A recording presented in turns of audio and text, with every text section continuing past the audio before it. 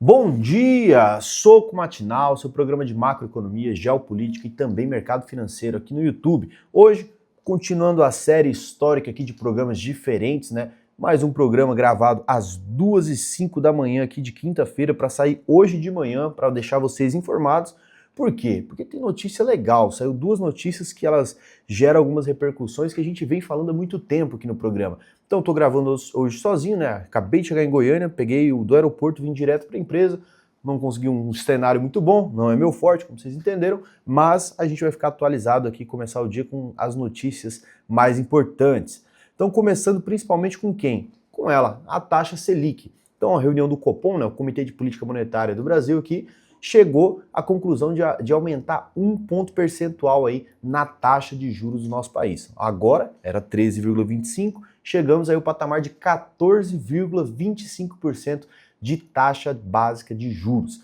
Quando a gente olha para isso, é o mesmo patamar de 2015 e 2016, naquele segundo governo Dilma, onde o Brasil estava com um descontrole fiscal gigantesco.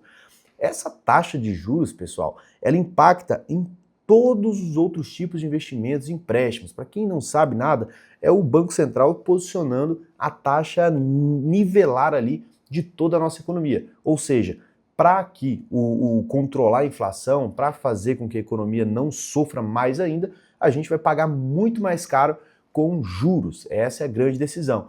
E aí, pô, beleza, então a gente teve aqui o Brasil aumentando 1%, só que quando sai, a cada 45 dias, a reunião do Copom que decide aí a taxa de juros do país, também sai a taxa de juros do Fed, que é o Federal Reserve, que é o Banco Central dos Estados Unidos. Mas o que tem a ver os Estados Unidos com a gente?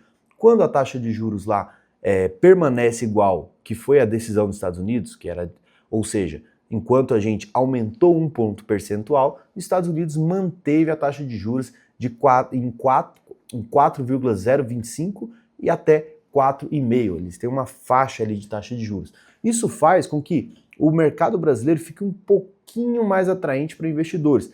É um mercado mais arriscado que o mercado norte-americano? Com certeza, é uma moeda muito mais complexa, mas a gente está pagando muito caro, a gente está dando muito dinheiro para investidores que querem comprar na nossa moeda. E aí a gente teve esse movimento, onde a gente teve o Federal Reserve dos Estados Unidos mantendo a taxa de juros, notícia quente agora que saiu hoje, e o Brasil aumentando aí através do Banco Central 1%.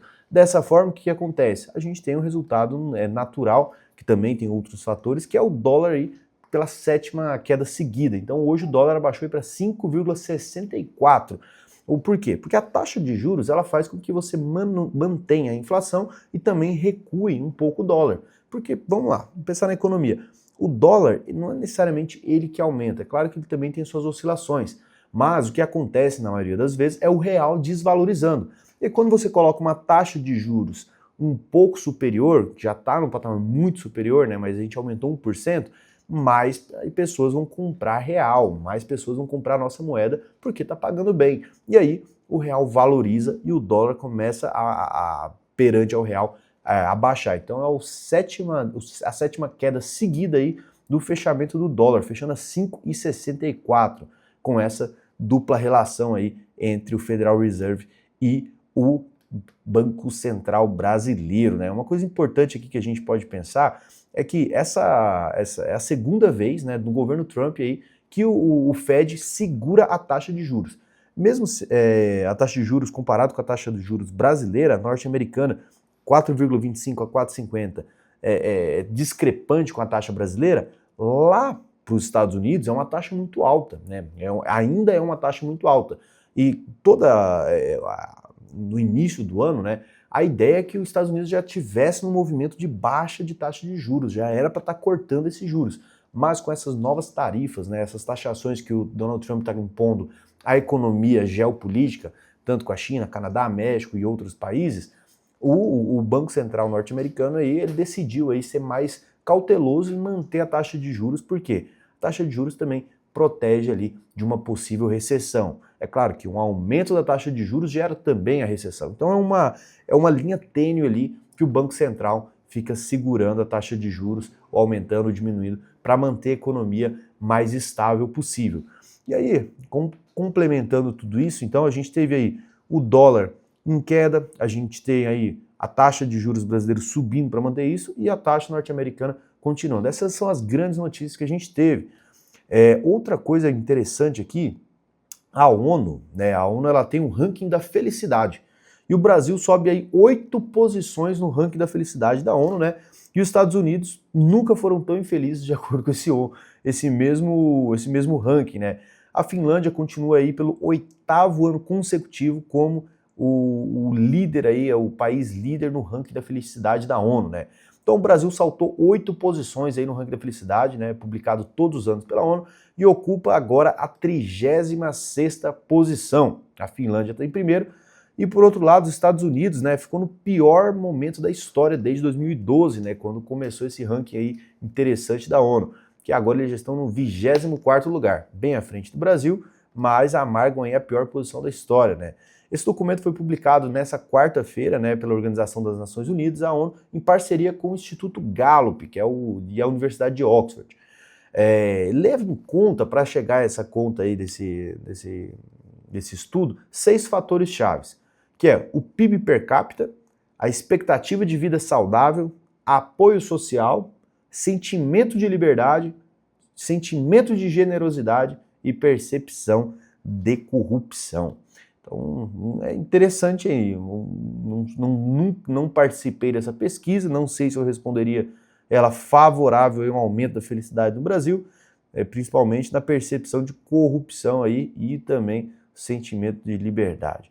Mas, parando para pensar, o Brasil tem um sentimento de liberdade mesmo, né? A gente consegue aí ter principalmente quando você viaja, como a gente fez agora para fora, você percebe o quanto que o Brasil é acolhedor para culturas diferentes, para religiões diferentes, para várias coisas diferentes, que é um berço bom para isso. Por outro lado, no sistema de corrupção, a gente tem um presidente que agora foi condenado, saiu e agora está no poder novamente. A gente tem uma nova democracia há um pouco mais de 30 anos aí, que tiveram 2 impeachments. Então, não sei aí se isso vangloria muito, né, essa posição aí de 24º como ranking da felicidade por esses fatores aqui. Então, esses foram as grandes notícias, né? Não tem grandes notícias hoje, estou fazendo na madrugada porque amanhã não teria soco matinal, mas para manter aqui vocês sempre informados, pessoal. Um ponto importante, entendam que amanhã o CDI vai atualizar, vários outros ativos de renda fixa e renda variável vão mudar depois desse anúncio aí da taxa de juros brasileira. Então fique atento aí aos seus investimentos também. Por outro lado, né, a maioria das grandes empresas já estavam precificadas, né? Esse aumento de 1%, apesar de ser um grande aumento, já era um aumento que o mercado já esperava, já precificava, então não vai ter grandes mudanças, mas se você tem aí algumas rendas fixas posicionadas, pode ter algumas mudanças. Então, se você aí está na UVP Capital com a consultoria, você já está protegido, já está tudo certinho, bonitinho. Se você ainda não sabe o que é o UVP Capital, você não conhece, o que é o UVP Capital? O UVP Capital é a consultoria top 1 hoje dentro do BTG, que é o maior banco da América Latina, né? Então, ali nós hoje conseguimos aí cuidar de um patrimônio gigantesco com um modelo diferente do modelo mais tradicional aqui do Brasil, que é o seguinte: a gente cobra uma porcentagem sobre o patrimônio total que você trazer aqui pra gente. E para isso a gente tem que ter uma nota de corte, que nós só atendemos clientes na consultoria, né? Só atendemos clientes que têm acima de 500 mil de patrimônio. Porque faz sentido pra gente, porque a gente pega uma porcentagem de patrimônio e remunera a equipe que trabalha